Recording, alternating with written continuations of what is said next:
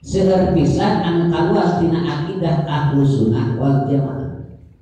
Lamun ninggal kana hadis anu sejen sanajan eta jalmi nyaeta getol ibadahna, getol salatna, melaksanakeun hajina, aluarkeun zakatna, infak jeung sedekahna, puasa dijalankeun ngan hanjakal kaluar dina akidah Ahlus Sunnah wal Jamaah, begitu ibadahna moal ditarima.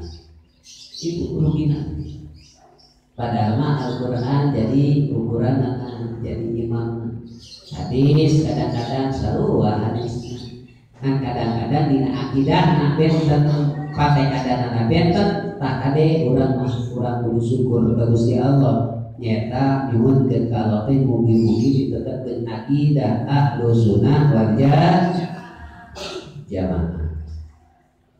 Ari organisasi mah anu nuluykeunana nyata urang mah NU. Ari NU teh anu nuturkeun nyata anu teu pernah pegat ti Rasulullah nabi ka sahabat nyata asbahut tabiin ka ulama kudu kaum guru urang sadaya teu pernah putus. Kudu sakitu urang mudah-mudahan nyuwunkeun ka Gusti Allah nyata mugi ditetepkeun nyata hiji akidah Ahlus Sunnah wal Jamaah, nu kadua nyata urang mah organisasina NU. Ari NU teh nyata Nahdlatul Ulama. Gitu. Amin ya Allah ya Rabbal